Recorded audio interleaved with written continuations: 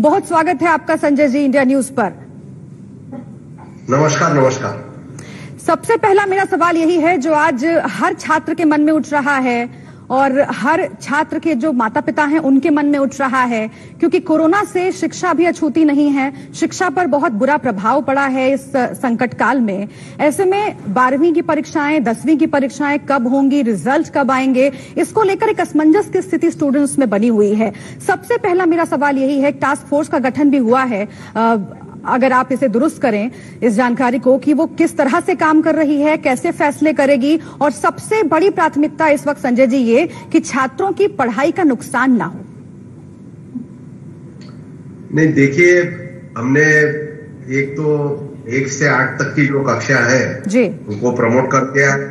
9वीं और 11वीं कक्षा वाले जो है उनको भी, उनकी जो इंस्टीट्यूट्स है वो राज्य सरकार है उन्होंने उनको भी प्रमोट किया। और 10वीं और 12वीं के कुछ उनके एग्जाम पेपर्स जो है वो तो हो गए और कुछ बच गए। और अभी तो हम कह नहीं सकते कि वो एग्जाम कब होंगी, क्योंकि 10वीं और 12वीं की एग्जाम भी बहुत यानी 10वीं तो जीवन का पहला वो एग्जाम होता है कि जहां से वो अपनी दिशा चुनता है, तो इसलिए वो दोनों एग्जाम इम्पोर्टेंट है। कई जगह से ये भी सुझाव आ रहे हैं कि भाई उनका अभी तक का जो इंटरनल असेसमेंट है उसके भरोसे को प्रमोट किया जाए, लेकिन एक महत्वपूर्ण एग्जाम होने की वजह से वो एग्जाम देना भी जरूरी है। तो जैसे ही परिस्थिति में थोड़ा सुधार आएगा तो उसका भी हमने पूरा टाइम टेबल बता तो नहीं सकते, लेकिन वो पूरी तैयारी उसके करके रखी। और बाकी जो आप बोलते जैसा यूनिवर्सिटीज की जो एग्जाम है जी, तो उसका एक समिति उसकी बनाई गई थी, उसकी एडवाइजरी भी जारी हुई। और जो कॉलेज जो खुलेंगे उसका तो अभी हमने ऐसा टेंटेटिवली तय किया है कि वो 1 सितंबर से खुलेंगे और वो अलग यूनिवर्सिटी पर स्टेट यूनिवर्सिटीज भी सोच रही, तो राज्य सरकार से भी उसके सुझाव करेंगे। जी संजय जी, उसी टास्क फोर्स से जुड़ा हुआ सवाल मेरे पास है। यूजीसी टास्क फोर्स की रिपोर्ट आई थी और उसमें ये कहा गया था कि जो ग्रीन जोन में यूनिवर्सिटी हैं वो परीक्षाएं संचालित कर सकती हैं। उसके बाद लॉकडाउन 3.0 का ऐलान हो गया। अब 17 मई तक लॉकडाउन जो है वो बढ़ गया है। क्या वो फैसला अभी भी बरकरार रहेगा या फिर सरकार विचार कर रही है आगे और भी पहलुओं पर? नहीं, अभी हमारे पास उसके लिए तो समय है, क्योंकि जो हमारे जो स्कूली शिक्षा जो है उसमें तो ज्यादा प्रॉब्लम नहीं आता, कि 1 से 10वीं तक जनरली एक ही स्कूल में वो उनको कोई नया एडमिशन नहीं लेना पड़ता। लेकिन एक यूनिवर्सिटी के एग्जाम है उसमें एडमिशन लेना, बाद में वो उनको जो एग्जाम के लिए एग्जामिनेशन फॉर्म भरना वगैरह ये जो रहता है, तो उसके लिए हमारे पास अभी तो करीब 3-3.5 महीने हमारे हाथ में है। एग्जाम होंगी, उसके बाद में वो एग्जाम की जो क्वेश्चन पेपर है, अपना आंसर शीट है, उसकी जांच की जाएगी, रिजल्ट लगेगा, तो उसके लिए अभी समय है। लेकिन ये अगर बढ़ गया तो उसमें बाकी जो चीजें हैं, क्योंकि उनका जो सेशन जो है एकेडमिक सेशन वो भी शॉर्ट हो जाएगा।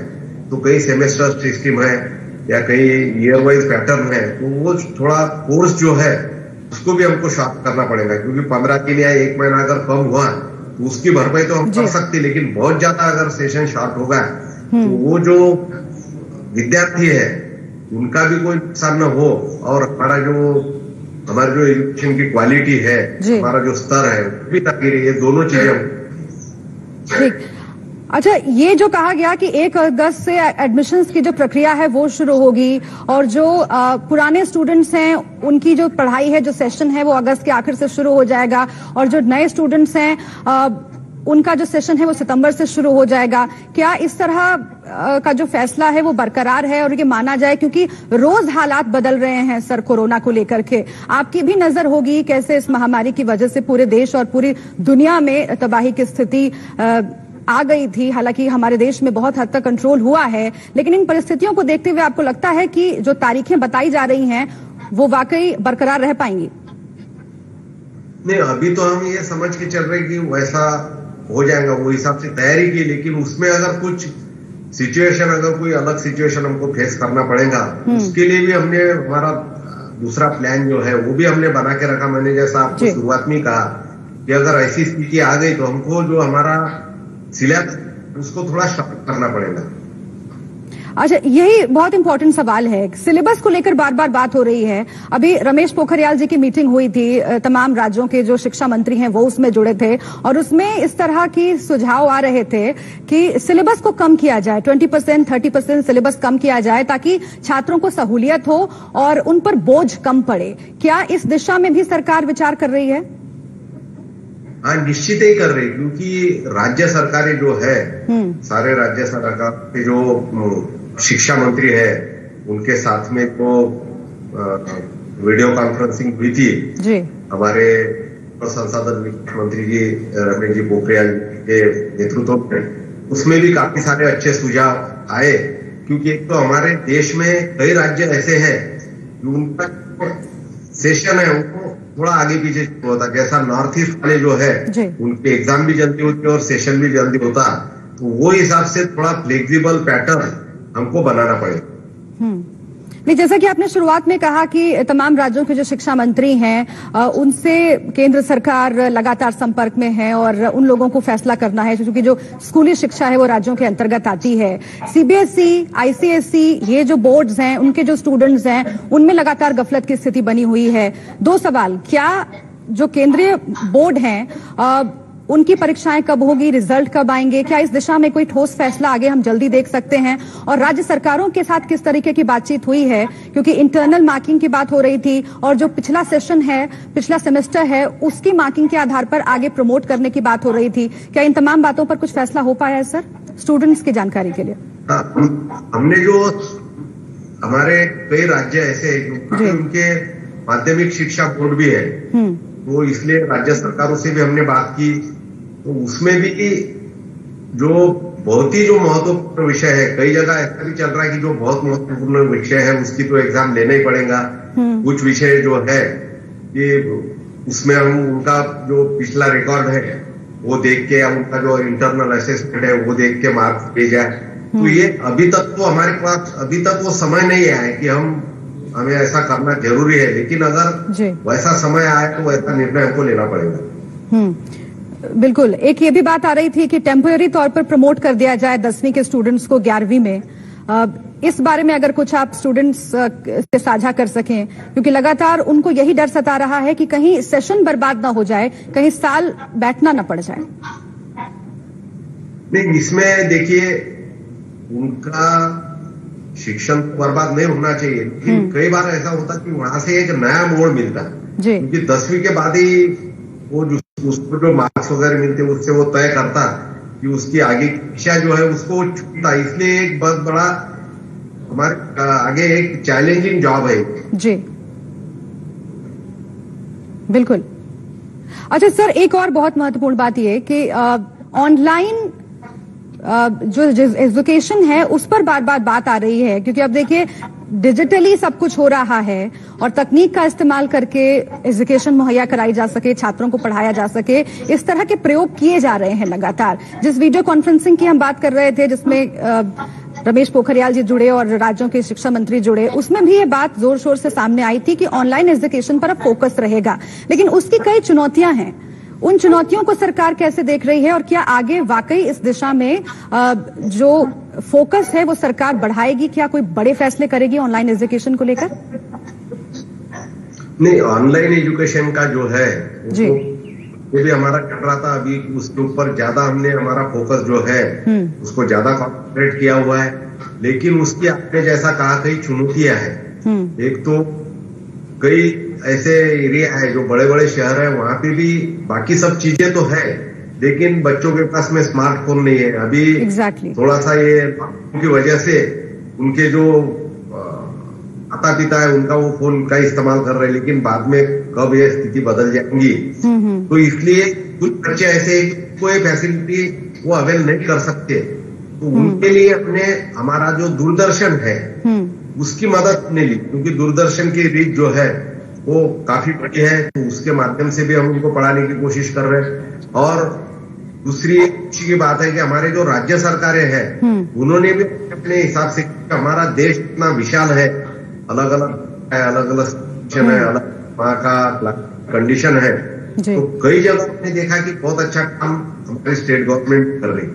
जी लॉकडाउन को बढ़ा दिया गया है और अब एग्जाम्स को लेकर के फिर से एक बार असमंजस की स्थिति बन गई है। जाहिर है कि वो पहले भी टल रहे थे और आगे भी तमाम राज्यों में और केंद्रीय स्तर पर भी वो टलने की संभावना बढ़ गई है। ऐसे में जो ऑनलाइन एग्जाम है उसको लेकर सरकार का क्या पर्सपेक्टिव है, उस पर सरकार क्या सोचती है और क्या राज्य सरकारों से उस बारे में लगातार बात चल रही है? ऑनलाइन एग्जाम की जब बात आती है तो कई तरह की शंकाएं मन में उठती है सर। तो छात्रों को इस बारे में तैयार करने के लिए, टीचर्स को इस बारे में तैयार करने के लिए, क्योंकि काउंसलिंग बहुत जरूरी है, क्या इस दिशा में भी कुछ काम किया जा रहा है? नहीं, ऑनलाइन एग्जाम जो है वो हमारा एक ऑप्शन है, लेकिन उसने अभी जो जैसा आपने कहा उसमें भी चुनौतियां हैं, क्योंकि हमारे यहाँ पे हमने देखा कि कोई भी टेक्नोलॉजी जो है उसका हम अच्छा उपयोग भी कर सकते, लेकिन कुछ लोग ऐसे रहते कि वो सिस्टम को क्रैक करना भी जानते हैं, क्योंकि सिस्टम का गलत इस्तेमाल करने वाले भी लोग हैं। वो एक समस्या है। दूसरी समस्या ये है कि हर एक को ये पॉसिबल भी नहीं है, तो उसके लिए कुछ जगह ऑनलाइन, कुछ जगह ऑफलाइन। और हम ये सोच रहे, जैसा अभी आपने ऑनलाइन टीचिंग का भी जो बता रहे थे, तो उसमें हमने कई जगह एक दूर दराज के जो गाँव है वहां पे ऑलरेडी गवर्नमेंट वो डिजिटल क्लास जो कर रही थी उसको और बढ़ाया जाए। कम से कम हर छोटे से छोटे गांव में एक तो भी डिजिटल क्लासरूम हो, इस तरह का भी हम योजना बनाने जा रहे हैं। दूर दराज के जो कस्बे हैं या फिर गांव हैं, उन्हें इस दायरे में लाने के लिए और वहां तक डिजिटल एजुकेशन पहुंचाने के लिए क्या कोई खास रोड मैप है या फिर बनाने का प्लान है आगे चल करके, अगर ये स्थिति ऐसे ही रहती है? क्योंकि कहा यह जा रहा है कि करीब साल भर, 1.5 साल या 2 साल भी कोरोना एक ऐसी बीमारी है जिसका प्रभाव रह सकता है, कभी कम कभी ज्यादा, लेकिन प्रभाव हमेशा रह सकता है। नहीं, मैंने अभी आपको जो कहा जी, डिजिटल क्लासरूम का, कि ये कोरोना का एक पार्ट ऐसा भी है कि जो बहुत बड़े शहर जो है जहाँ पे बहुत ज्यादा डेवलपमेंट हुई, वहां पे कोरोना का प्रभाव बहुत ज्यादा है। और हमारे दूर दराज के जो इलाके हैं, हमारे छोटे छोटे गांव जो है, देहात है या छोटे शहर जो है, वहां कोरोना का जो प्रभाव है, उसका जो फैलाव है वो हिसाब से वो कम है, अपेक्षाकृत कम है। वहां पे ये सोशल डिस्टेंसिंग वगैरह ये भी थोड़ा, एक जगह ज्यादा लोग नहीं रहते, ज्यादा डेंस पॉपुलेशन नहीं रहती, तो वो हमारा एक इस दृष्टि से हमारा प्लस पॉइंट है। जी, अच्छा, मुझे एक और बात बताइए, क्योंकि अभी 2 बहुत महत्वपूर्ण प्राथमिकताएं हैं। एक पर तो हम बात कर रहे हैं लगातार कि स्टूडेंट्स जो हैं उनकी पढ़ाई का हर्जा ना हो, पढ़ाई का नुकसान ना हो, और उसके लिए जो भी प्रयास सरकार कर सकती है वो सरकार की ओर से किया जा रहा है, ताकि वो, चाहे वो राज्य सरकार हो चाहे वो केंद्र सरकार हो। एक बहुत महत्वपूर्ण चुनौती है जो प्राथमिकताओं में शुमार है, और वो ये है कि छात्रों की सुरक्षा कैसे की जाए। अगर स्कूल्स रीओपन होते हैं, अगर यूनिवर्सिटीज रीओपन होती हैं, तो वहां पर सोशल डिस्टेंसिंग का ध्यान रखा जाए, स्टूडेंट्स मास्क पहन के आए। सबसे महत्वपूर्ण बात कि उनमें अवेयरनेस इस तरह की हो कि वो खुद को कोरोना से बचाकर रख सकें, जितनी देर वो स्कूल में हैं या कॉलेज में हैं, पढ़ाई कर रहे हैं। इसको लेकर के क्या आगे प्लान है? क्योंकि कोविड-19 सेल बनाने का आप लोग जिक्र करते रहे हैं अक्सर। इसमें अभी देखिए, छात्रों का नुकसान न हो जी, बात में सुरक्षा और उसी के साथ में गुणवत्ता, हाँ, ये तीनों चीजें जो है, ये तीनों चीजों का बैलेंस हमको बनाना पड़ेगा।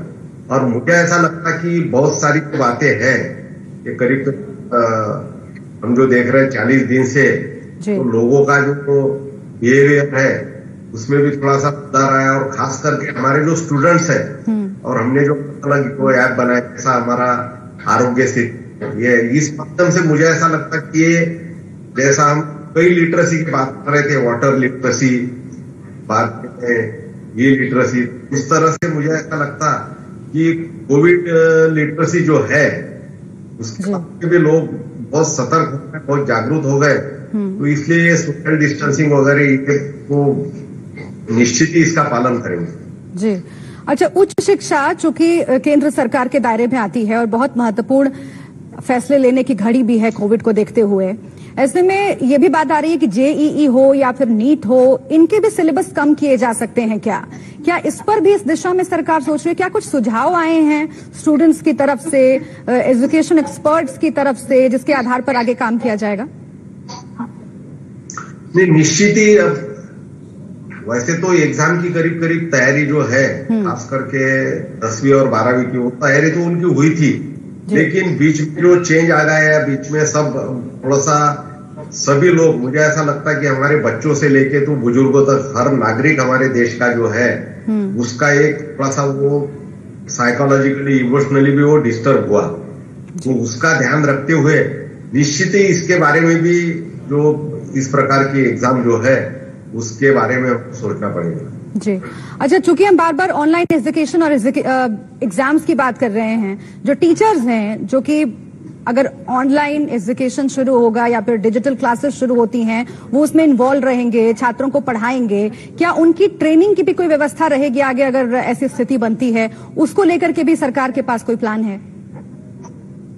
निश्चित ही हमको ये जो हम कर रहे हैं इसके लिए हमको संसाधन उपलब्ध करवाना ये भी हमारी जिम्मेदारी है, क्योंकि हम अगर शिक्षा का अधिकार जो है हमारा, हर एक को शिक्षा मिले और इस तरह के हमारे व्यवधान जो पैदा हुए उसमें से हमको कोई हाथ चुन रहे तो उसमें कोई भी वंचित न रहे, काम पूरा ध्यान रखें। राज्यों से क्या इस तरह की बात हुई है या फिर आगे कुछ बैठकों का दौर चलेगा सर?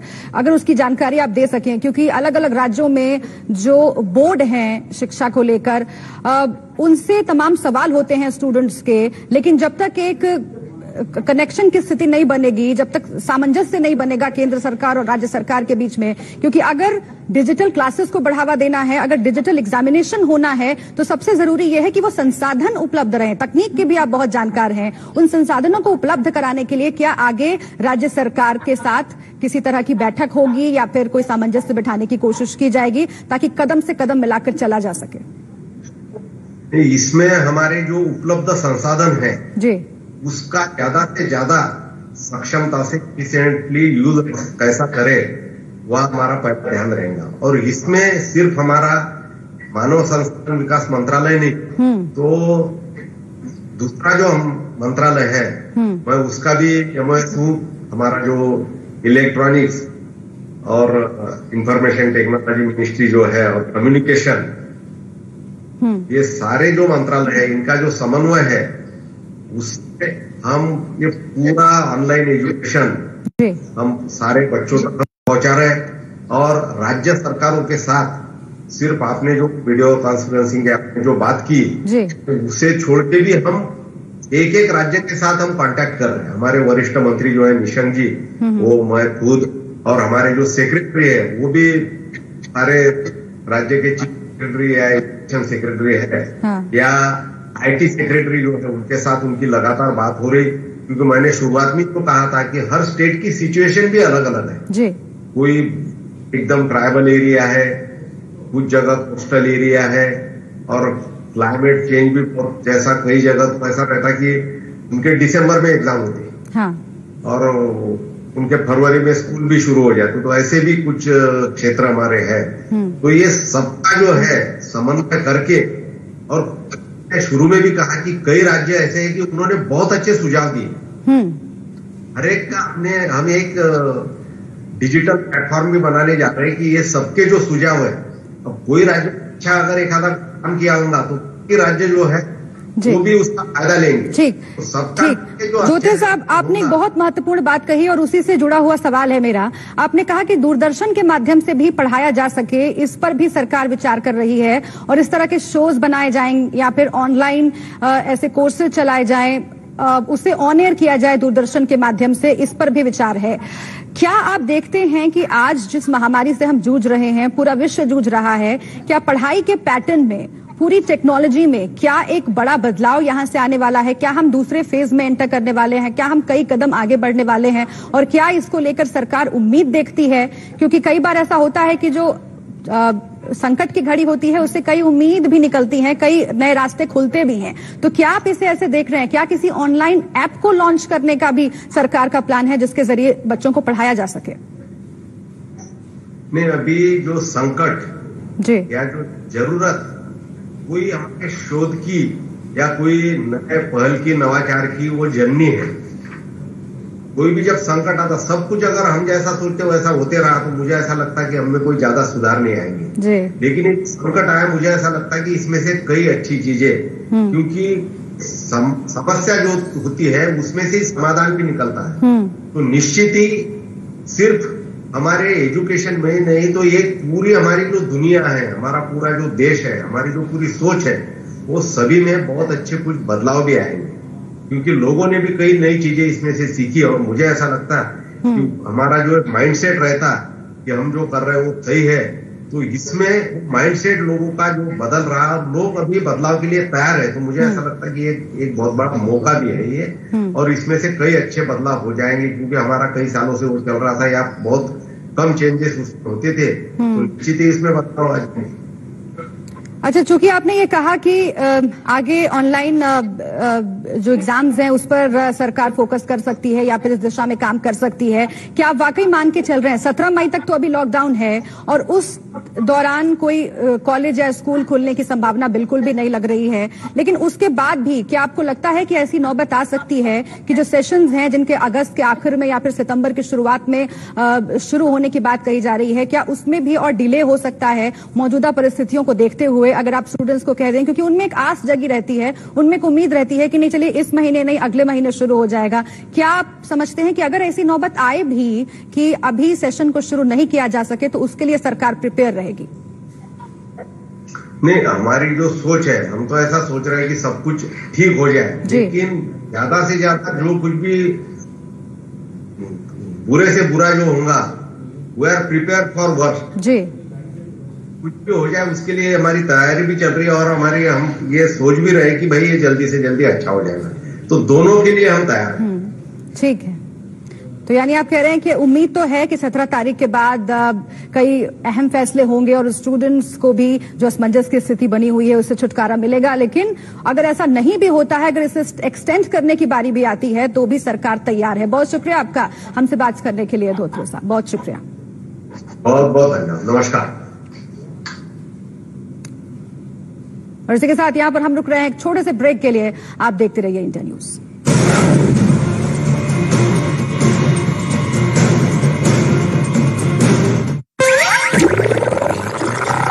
तीखी मिर्ची